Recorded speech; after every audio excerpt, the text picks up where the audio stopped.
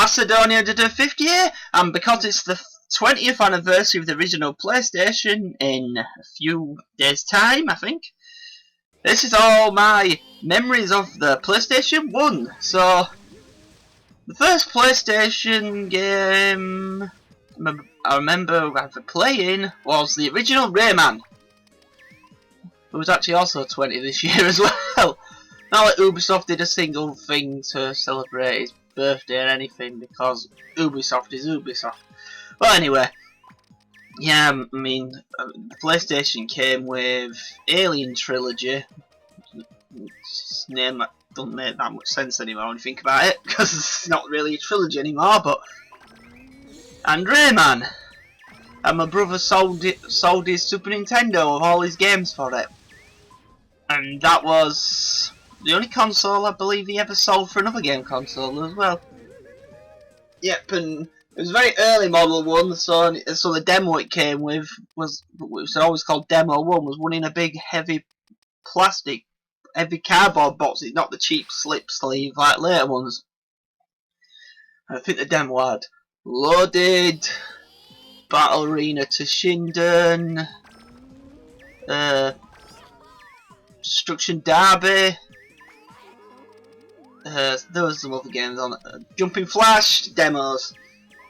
And it had a bunch of other tech demos included, like one where you could just zoom around and pan around a 3D model of a manta ray. And the one more people remember, the one that was just a black background with a T-Rex, and you could press the buttons to open its jaw so you got it talking going, "Ah, I'm a T-Rex!"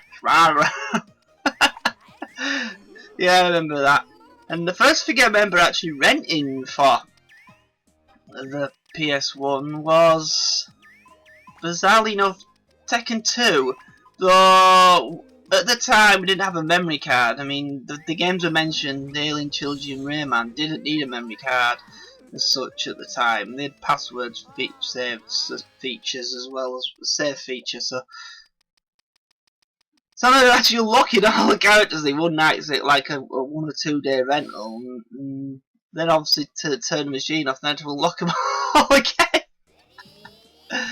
Right, so yeah, and the very first game I ever remember buying myself for the PS1 was Darkstalkers, you know, that monster fighting game by Capcom. Well, actually, I got kind of confused at the time of this because I still didn't have any PlayStation magazines at the time. The only one I knew about were Mean Machines, Sega, and they reviewed the Saturn version of the sequel. And I thought the PS1 version was a sequel. Oh, it was the original version. Yeah, well, me being fake there, but pardon me, I've got Windy Pops. And one of the other games I definitely remember buying early in the system's life is Parodius. Now, actually, it was also called Parodius Deluxe Pack, and it was Parodius Dat and I think Goku Duo Parodius, also known as The Fantastic Journey. So basically, it was Parodius 2 and 3, the arcade versions. I mean, I played the original Parodius on the NES, because it was released in Europe, and yeah, this was essentially that one and the game after it, but the arcade versions on a disc together. It was also released on a Sega Saturn. I don't have a Sega Saturn, but yeah. And I remember with that game, I had lots of problems with it. I mean, I got like 3 copies of it that was technically faulty. At least 2 or 3. But it keeps, because they were really jittery and this music kept glitching even though they were brand new. And we got them all from all over the place, so we had to actually swap it and replace it in 2 entirely different stores. I think HMVs, or maybe Virgin. So we finally got a copy that worked properly, but we did eventually. So, yeah. Right. One of the other games I definitely remember getting for Christmas years ago and still I'm playing the living crap out of, and this is probably most people don't remember, and that's Namco Museum Volume 4. Yeah, Volume 4. Lots of memories on that. I mean, playing games like Genji and the Heike clans, which I got to get near the end of, and even found out all the way to do all the level skips and warps in it, which most people probably don't know how to do. But I figured them out on the own. a bit weird to say the least, and it's not something obvious you do. But anyway, yeah, I played a lot of that game. I even completed the Assault on it. Yeah, the original version, which is really difficult and hard. While I was buying games like that, my brother, for some reason, always picked up really odd games. I mean, what I mean by odd is, I mean, ones I never pick up, and ones you'd think would be just, they're going to be really bad. But yeah, and he picked up Casper, which was based off, you guessed it, the movie Casper. But what a strange game that was when you think about it. You played as Casper in the game, and you technically was nowhere to die in the game. If you actually did get killed by a boss, you got just sent back to the start of the area you started in, and you just had to go to the boss again. Basically like a puzzle game. You had to fly around what you call Whipstaff Manor, where we lived, and just, well, do puzzles. And the bosses were kind of puzzles where you do certain abilities, like transform into a hammer to smash up some tanks that Fatso are attacking you with, and things like that. You can actually get permanently stuck in the game quite early on though, because there were these weight traps, and you need to drop them on these weights, and you can only use them once. Now, if you put the one in the wrong room, you can get yourself permanently stuck. Because, yeah, but Casper, despite being a ghost in this game, could not, like, you know, go through walls. I mean, you needed a ball power up to turn into a ball that bounced through these high doors. But even if you had the power up, it just sit there going, I can't do that, I can't do that, I can't do that. Then you press a button and you just bounce through it. Yeah, it was one of those kind of games. Oh yeah, and the final boss was, bizarrely enough, just a really easy Pac-Man maze. He just collects a treasure before a ghost. It was in the movie technically too, so it followed the movie kind of. So if you've seen the movie, you probably know what I'm talking about. Right, and one of the other ones I got now, this is one that I don't get what made him want to pick this up one at all, but the game that no one's going to remember, all called Is No Good. It was based off a pretty much forgotten cartoon about like an Arabian guy called Is No Good, and who just, well, he wanted to, as he say his catchphrase, be the Sultan instead of the Sultan. Yeah, that was pretty much the entire plot of the show. But yeah, it was this 2D it was like a Donkey Kong Country like platform game. There was no 3D in it whatsoever, and it just, well, frankly, it wasn't what you call a very good game, and most people put it in like the worst games on the PS1 list. Whoever, that's the few magazines that actually reviewed the thing. But yeah, you would never beat the game. Another game I don't think had a save feature, just passwords. Yeah, and then there were Nightmare Creatures that I bought. That was, well, I never beat the game legit, but that was a lot better than the previous two I mentioned. Never really liked the second game that much, but the first one was really fun. And one of the things I found the most funny about it is the cheats the game had. The game had a cheat where you could play any level aside from the boss levels. It randomly started the level off playing as one of the bad guys, one of the monsters. So you could actually play one of the levels as one of the enemies in the game. That's a cheat you don't see very often in games. You can only play it for that one single stage, but that was a really nice touch. You could actually play as all the enemies you fought in the game outside the bosses, where you just reset back to your normal player character. Yeah, that was an interesting cheat.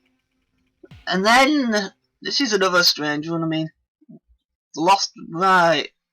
I remember picking up the Lost World Jurassic Park again. That's kind of sort of hard. Well, I'm not good at it. I still am not to this day. I don't think graphically it's actually quite good for a mid-gaming the system, though. I mean, everything looks like it's meant to look like. There's a strange mixture of all sorts of stuff in it, like 3D platform segments, 2D platform segments. It's quite a lot of differences and things in that game. Well, I remember going to a good game store, which I guarantee it will not be there anymore. I'm pretty sure this was the exact same time I got asked my parents to Namco Museum for Christmas. So yeah, it good fits into that one. And yeah, they were giving some free like demos out. Well, I thought it was a demo of the Lost World Jurassic Park, But then I used one of my game magazines and typed in password codes, and they all worked. Yeah, it was not an actual demo, even though it was in a little demo disc case. They was actually giving full copies of the game out at this event. Gemma never picked up one of them Castlevania Symphony Night posters I had, but I didn't. I could either pick that or called Crop Legend of the Gobos, but or is that Gobos? I don't know. I don't know that one my demo either, but I've got a proper copy of that one now anyway. So yeah. Hey, fun fact: that game actually started off as a game about Yoshi from Mario. Yeah. And then later on in the system's life, I mean, I'm sure most people know what I'm talking about here, especially if you live in the UK.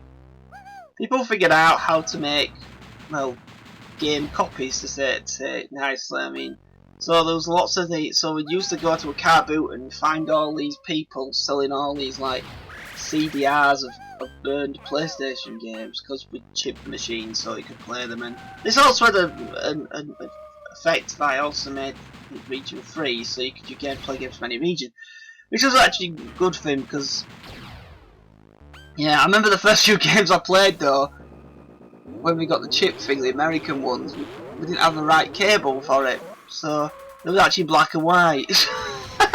So for a few days I had to play some of the games that's the Sony of American black and white ones got the chip thing. Yeah, I mean, it was commonplace back then. You go to a car boot and there'd be loads of like these teenagers having these like just very simple stalls up in a car boot sale selling copied PlayStation 1 games for like £10 or something like that. Yeah, there's quite a lot of games from that I've never got a chance to ever play if it wasn't for that. Even though people say, well, that's not legal. No, it's not, but everybody did it then. And here's the thing, even with that, the sales of the PlayStation 1 was still very high, so it's not like it killed the system or anything like that. Yeah, some of the games, and even when I'm doing that, I'm still buying legit games. Some games, I mean, most of the games I remember the most on that was games that never got released in Europe whatsoever. Some never even got released in America, some were Japanese only games. Yeah. And what ones were there? There's definitely one that most people remember just because of these chip machines, and that's a certain game you may have heard or not called Pepsi Man. Yeah, and this is a game where you play as a superhero who gives people Pepsi. That's literally the plot of the game. It's a strange game because it's a Japanese only game, but the entire game is voiced in English. It's perfectly import friendly, this game. I mean, none of the menus or anything are in Japanese.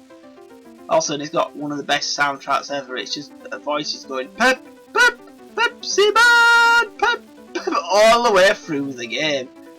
Yeah, and guess what? You collect Pepsi cans, and even Pepsi is a bosses in the game. It's a very goofy game based on the Japanese-only TV commercials, set of commercials, and it's good fun. Actually, very similar to games you have these days, like Despicable Me, Minion Rush, and Tempo Run. I mean, that game basically just plays like them, but Pepsi Man came out years before it. Oh yeah, one of the early parts of the game looks eerily like a bit out of Sonic Adventure 2 in the first stage of that. Though Pepsi Man came out before that game as well. Like, not as far back, but other things that I used to play like crazy on the PS1. Light gun games. I mean, yeah, we used to. I remember we went to Costco and bought a light gun, which came with Time Crisis. Played that so much. And then all the Point Blank trilogy. Yeah, I really wish Namco would do something good with them. I mean, the last Point Blank was just some crappy phone game. I mean, it's not good at all. It's like probably no one even cared less about it either. And other ones like the weird one nobody remembers by Namco called Rescue Shot, that actual free, more of a 3D one, not like Point Blank. That one was never actually released in America for some reason. I don't know why. Ghoul Panic, which was essentially just Point Blank with ghosts and bosses, made by 18 and / Rising. So yeah, the people made games like Battle Garaga and things like that. And Bloody Raw. Yeah. And one of the games I used to play, fighting games that I played the most, well, these ones are easy. It's easy going to be Tekken 3. Actually, that's most people's lists. Tekken 3 and Street Fighter Alpha 3 or 03. Well, the version we played in Japanese, so it was 03, not like it mattered, but yeah, played a lot of that game. And I think Street Fighter 03 is the one I always think of, not 2. Like most people, even though I played quite a lot of 2 as well, or 4, I usually think 03. It's interesting to note that Street Fighter 5, a lot of the characters from 0 are coming back into it. And other games used to play ridiculous amounts of, yeah. Puzzle games, used to play a lot of them as well. We had Poochie Carrot, which is like kind of like Breakout cross with like a versus puzzle game. Bust a Move series, or Puzzle Bobble if you want to call it that. Bust a Move 4 is definitely my favourite one still. It's still one of the best in the series in my opinion. Tetris Plus. Yep, used to play a lot of that as well. We used to go to his grandma's and plug the PlayStation 1 in, and we used to all just, well, me, my brother and my mum used to all have matches against each other on them in the versus modes. What a shame versus puzzle games are kind of dead now and there's not many of them around anymore. Yeah, that's a real shame. Other games that I go playing loads of, the Unholy War. I mean, I don't know if anyone's played this game, but this was made by Crystal Dynamics, and it was a weird game. It was like an arena game. You just run around an arena like a fighting game, and you shot people like crazy. It had like this turn-based strategy mode, and strange enough, the Japanese version of the game turned it into an anime game, but about magical girls. Yet left all the weird-looking aliens in from the Unholy War version. It's actually pretty funny if you actually watch both intros apart from each other the same game. You'd be wondering how they're related. Oh, they're so different. An interesting thing about that game, it ties in with something I still play to this day because the developers of it, Toys for Bob, ended up making the Skylanders series. Now the Skylanders series has pretty much the same like combat as the Unholy War does, so it's almost like Skylanders is like an unofficial sequel to it in a sort of slightly bizarre way. Though there was actually another unofficial sequel by LucasArts called Wrath Unleashed. That was more fantasy based than sci-fi, but it wasn't as good as the Unholy War, unfortunately. Even though it had better graphics, you didn't have my favourite mode in the game, where essentially just all characters from both sides of the game, and you just played it like nuts and just ballistic. And yeah, playing as Fire Witch and just hovering in the air for hours and because nobody could barely hit you in the air. And he's doing a dive bomb and just destroying things and Prana Devil and yeah, my memories. I'm usually good at that game and not many people beat me. I think only one person ever beat me at that game. Yeah, and music games. Yeah, definitely music games. Yeah, I definitely remember playing Parappa the Rapper. Though admittedly, I much preferred Unjamalami. I mean, Unjamalami is still the best game in that series.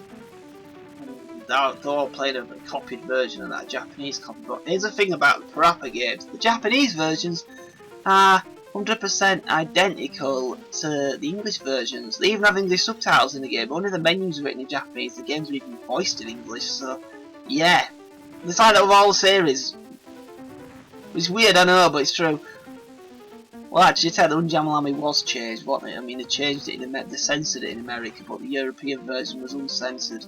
I always thought that was kind of funny, but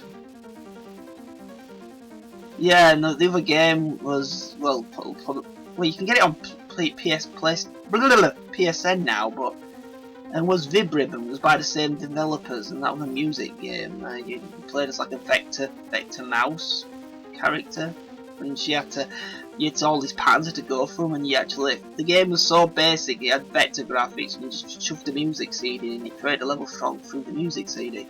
You didn't need the game in the machine anymore after you loaded up once. Yeah. Which you could do with some other really early games as this stuff. The original Ridge Racer you could do that. You could literally just put the game in the disc. Because once the game booted up, you could just swap the disc with the music CD and play the music CD until you turn it off. You never have to CD again. It's not like that for more recent games on the system, but also a lot of PS1 games, the soundtrack's on the CD as well. So if you put it in a CD player, you can hear the music of it. I definitely remember that because my mum used to love the soundtrack of the game Street Skater. And usually you had to play it in the car. The first track was just static and that was game code if a game disc does this, so there's a hint if it works. It doesn't work with all games though, but there you go, something to try if you want to try it. Yeah, and other games, Yu-Gi-Oh! Yeah, Yu-Gi-Oh! Forbidden Memories. Yeah, played a lot of that game. Well, that game cheats. I mean, there's games that I'd say are unfair, but that game literally does cheat. I mean, there's no way around it. That game cheats. You basically need to use memory card or a Game Genie or a Game Shark to really beat that game because it's that difficult. And to make it more hilarious, recently fans have started doing an updated sequel to the game, which makes the game even harder. And then there's other ones like Monster Rancher. Yeah, I love Monster Rancher 2. Yeah, I said Monster Rancher 2 because the only European game in that series to get released was technically 2. Just renamed Monster Rancher. Played ridiculously smart hours on that game. Yes, same amount of hours. Yeah, and I did actually beat the main cup and actually beat them. Unfortunately, I couldn't unlock everyone in the game because I had a full inventory when one of the characters finds an item, when one of your pets finds an item, and because of that, it throws the item away and it never can give you it again. Some rubbishy programming there for the programmers. I could never unlock everyone in the game, which sucked. Yeah, a lot of memories of that game though. It was a complete nightmare to find a copy of that game as well. I mean, I've only ever seen in my life 3 copies of that game, and one was the one I bought. That was it. Yeah. Another game I played quite a lot of was R-Type Delta. I actually got to the final boss once, but could never beat it. And this one probably so another one, Incredible Crisis. This is kind of a bit like WarioWare. This one, it's like a mini game collection. I mean, you play as a businessman. Well, you actually play as a businessman's family through the whole game. It's basically like one day and this complete chaos, like getting chased by boulders and getting giant insects and lots of typical deranged, wacky Japanese things going on. It's a very crazy game. It actually was available in America as well, so yeah, Americans can play this one too. That's an arcade version as well, actually, but I don't know. I think the PS1 version was better, but it also has an interesting, a soundtrack that's full of ska music, which is pretty rare or weird. Yeah, interesting game and definitely a fun game to play. It gets pretty hard at times though. It actually predates WarioWare. Yeah, because there was minigame collections before WarioWare, but everyone seems to forget that these days. Right, so next one. This was an early one, but a classic Dyad trilogy. I mean, yeah, this almost were technically 3 games in one. I mean, you had like a regular-ish, like I wouldn't call it sort of like overhead first-person shooter, like one. That was Dyad 1. Dyad 2 were a light gun game, which you could actually use as a light gun.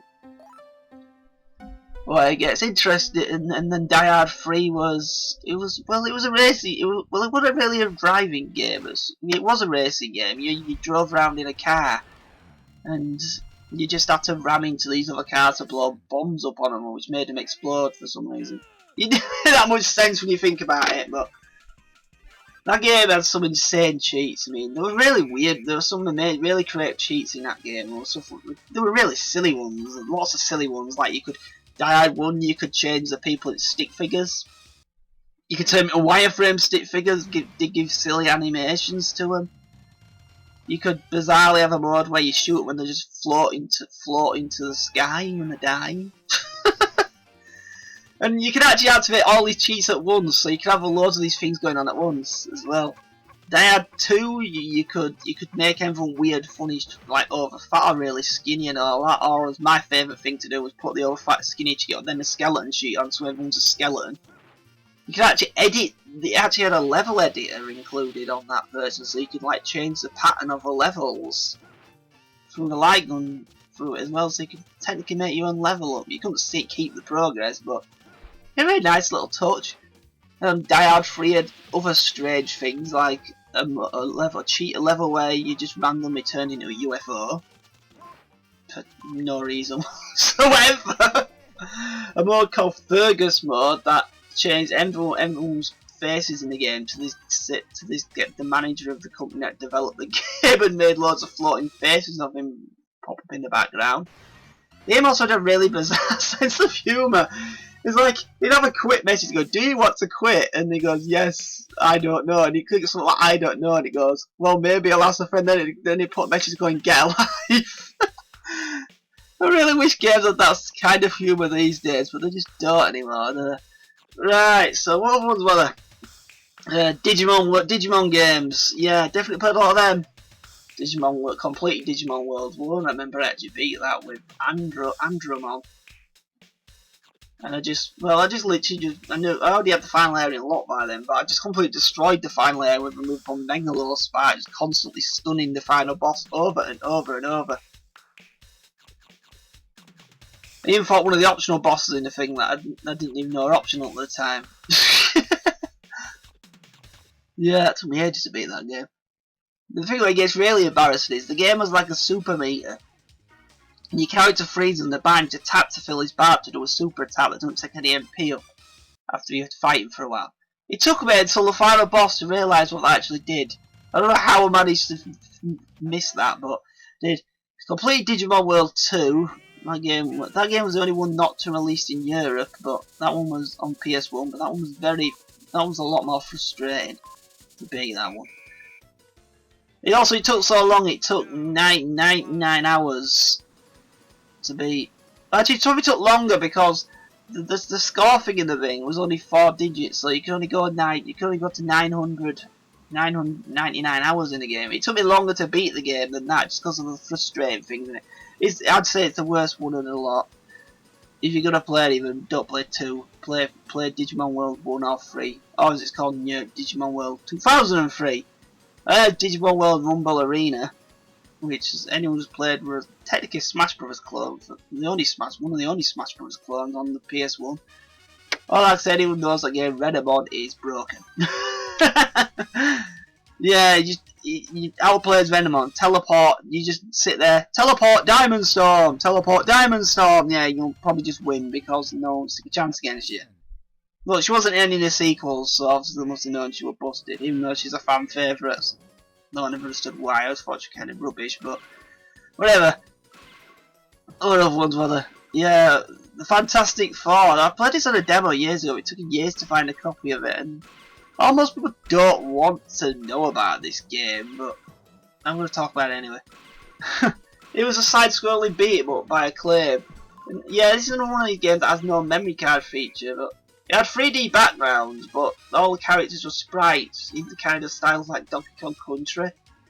The game got a lot of bashing because, well, it had 2D sprites when it was released, and everything was going 3D by this time, so it also had a loading minigame, all that racing game, one-track racing, even though I like that game Super Sprint. It's just different. But yeah, the game has weird controls, to say the least. Well, it's not the controls are weird, it's that you have to pick some objects and throw them into the background to do damage to them. The AI in the game never does this, so if you're playing with 4 AI players, you're probably not going to beat the game because all your lives and continues are shared by by everyone. Yeah, includes the AI. So they'll just eat all the credits up. Which is an annoying feature. Also, the first music in the game sounds like straight from some kind of 70s porno. Or at Marvel vs. Capcom 2. Which one? Never mind. Yeah, but and then there was Beat Mania. This is a game I didn't play much of, but yeah, Beat Mania, you know, it was that Konami's DJ game. Yeah, it was released in Europe on the PS1 years before America got hold of one. This was a European exclusive version. It was never released anywhere else. Never could do it again. It was super hard. I still got it though. I'd already paid like £10. I already got it trade X for like £10 brand new. Something in a massive box. That was cheap then. Yeah, with a big controller. Yeah, another great game. I remember that twin stick shooter on the game Apocalypse. I'm sure I don't know if you've ever played it, but maybe the people who made the Tony Hawk games. And you played as, well, you didn't actually play as Bruce Willis, but you played as a guy who looked like Bruce Willis and had Bruce Willis's voice, running around shooting demons, and yeah, that game is quality. Still a fun game to play to this day, that one. I also loved Robotron 2000, Robotron X, what it called on the PS1, the Robotron remake, loved that. I also loved Rampage World Tour, and even better still, Rampage Universal Tour. That series is unfairly bashed by everyone in the world. I don't get what everyone expected from it. It's a simple game about a bunch of monsters smashing buildings up. People always complain say it's repetitive and just the same thing over and over again. But that was the point of the game series. Also, the news about monsters smashing buildings up. That's all it needs to be about. It needs to be about it. I love them games. I don't know why people hate them so much. Another game I definitely remember renting was Busby 3D once. No, I don't hate the other two Busby games. I admit that. I mean, I know loads of people hate them, but I don't hate them. I don't think they're bad games. They're flawed games, but they're not terrible. There's worse games out there than them. But Busby 3D, yeah, that's pretty bad.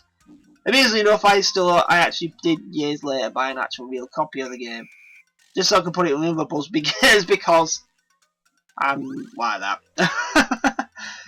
Right. Crash Bandicoot, yeah, obviously Crash Bandicoot. I remember Crash Bandicoot playing all three of them games. Never actually played the kart one though. Yeah, I never had that one. Never played any of the Spyro, but definitely played the Crash Bandicoot games. Thought they were pretty fun. And not as nuts over them as most of the world is, but yep. The magazine I used to buy was the official PlayStation magazine. It's probably because they came with demo discs. Yeah, we'll talk about the demo discs later. Right, so another magazine I must have read somewhere, this really bizarre section called Crap Cheats. Essentially, people would go into the magazine and completely make up these ridiculous cheats in the games that don't make sense, like Dance to the Music of All Saints, Never Ever, and then Lara Croft will explode. And actually, that might be an actual cheat in the game, actually. But yeah, these really ridiculous cheats that made no sense, like run to a pool in 2 seconds, which are impossible to do, and then she'd have a bikini on her. There are all these ridiculous cheats that these people have written, and they post them in this magazine in a page called Crap Cheats that don't work. The thing that gets funny is there was 2 games on the Crap Cheats list which was from real games. One was the sequel to that game, Reloaded, that had a cheat code so you could play as, I think, a character called Flank. It was a clown with a gun. He was a guy in the front cover of the first game.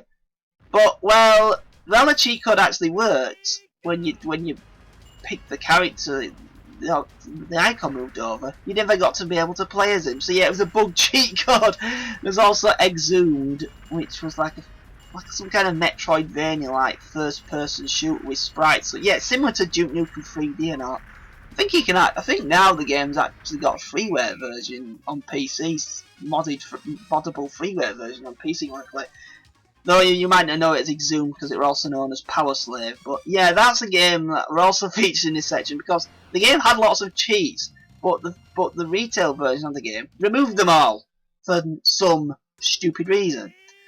I don't know. And then there are all the infamous one that loads of people remember, all the random nonsense, that website that showed up called Nude Raid, with that badly photoshopped naked picture of Lara Croft, which then led to all these silly fake cheats of naked Lara Croft everywhere. It's amazing how the company got so upset on Lara Croft back then that they actually destroyed that website. You never see it happen these days, something as silly as that. really, but nah, they get all over the place. So I remember eventually someone did actually make a mod of a naked Lara Croft. I mean, you could game Genie one, and it was literally just the worst thing, the most laziest thing in the world. They just got a skin texture, just covered it all over her body and shoved two flesh pink coloured squares on her chest. Yeah, it didn't look very good. But yeah, it was kind of funny that it happened, I suppose. Right, and other ones. Yeah, definitely. Games I've also been playing a lot of multiplayer. WWF SmackDown 1 and 2. Yeah, them ones got played a lot. Usually with my cousin. Who was also a YouTuber called True Marvelous. I'm sure you remember SmackDown. Yeah. And there's other ones I got, which I got just because, well, it's because of the car boot sale thing again. We're going to go back to that. I mean, I remember looking at it, I was wondering, I saw the advertisement for Bobble 2. The PS1 version. Now, this game got reviews quite a lot. Quite high reviews in magazines at the time, actually. And got advertised in magazines. Though I never saw it in shops. Then I saw an actual copy of it on, a bootleg copy of it in a car boot. Now here's the thing, I didn't realise at the time, but the game was never actually released, but lots of websites magazines reviewed it. Though bizarrely, the official PlayStation magazine had to give that high review to Castlevania Symphony of the Night. I would love to know what there was thinking there, but yeah, the PS1 version of that game, unfortunately, isn't very good. It's glitchy. I mean, there's actual game-breaking bugs in it. It's missing some of the actual sound effects and music from the arcade version. Also, when you level skip in the game, it's obviously that must be the prototype one, because the way you level skip, you just tap all the top buttons on the L and R triggers on the button. And if you do that on a boss, it turns the boss into a glitchy like machine gun mess, but it can still fight you. And you just and then the exit doors appear. It's a weird way of doing it, but it's a strange memory. And then the other disc, that was strangely enough an emulator full of Master System games on the PS1.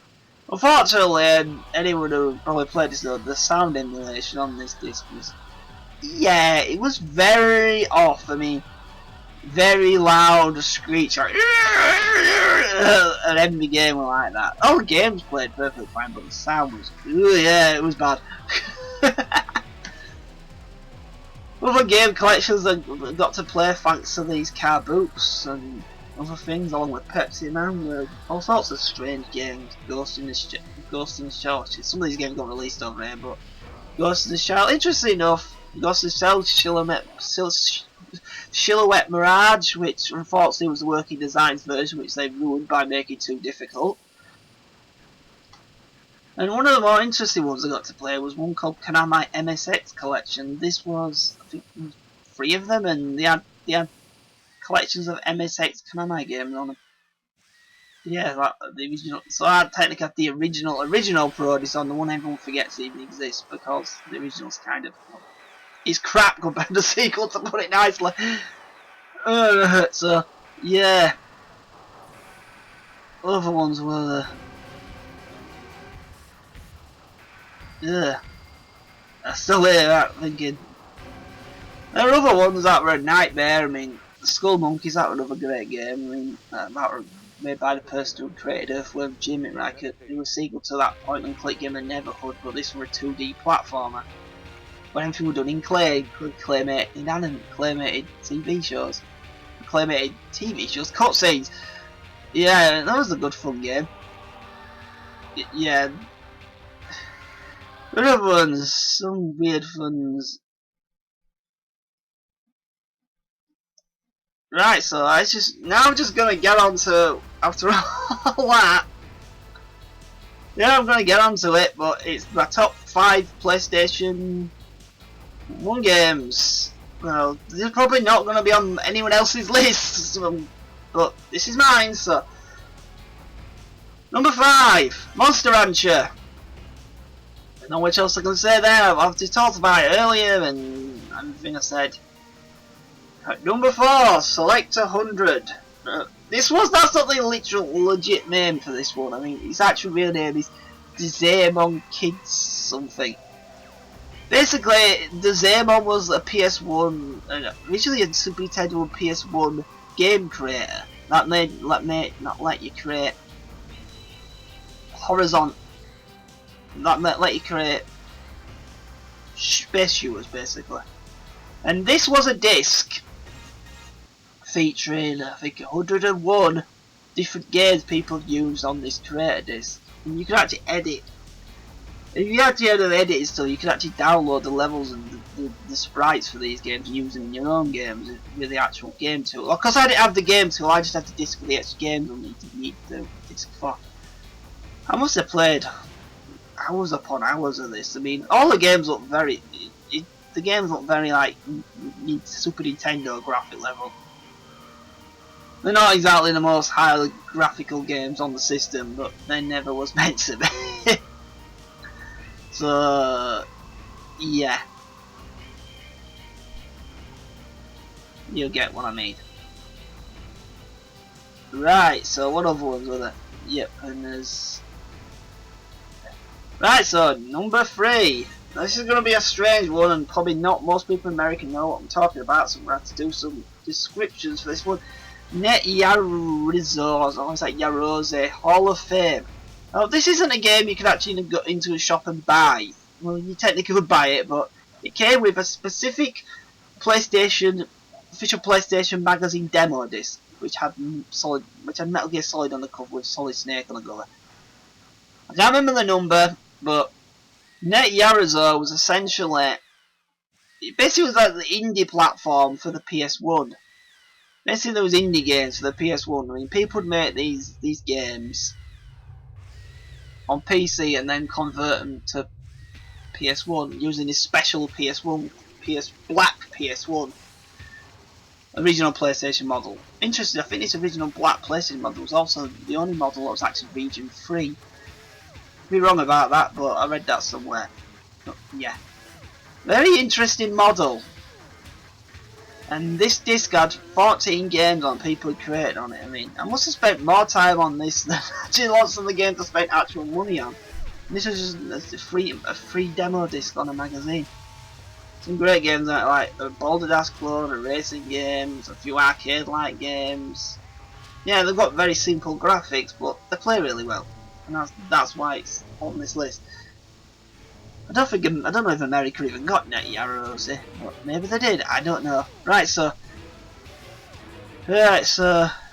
number 2, Bishi Bashi Special. Yeah, Bishi Bashi Special. Now, you probably would have never heard of this game either, because yeah, it's another one that was only released in Europe and Japan. But Bishi Bashi was a mini game collection series by Konami. They came out in 2000, so I remember getting it on my birthday at Toys R Us one year. The year it came out, so it'd been 2000. Yeah, this is a mini game collection.